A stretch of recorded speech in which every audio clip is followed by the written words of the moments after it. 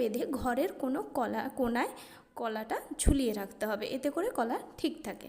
Number 2, কলা কিনে আনার পর তাতে ভালো করে ভিনিগার ছড়িয়ে দিন, বা একটা কাপড়ে ভিনিগার ভিজিয়ে সেটা কলার উপরে চাপা দিয়ে দিন, এতে কলাটা ভালো থাকে।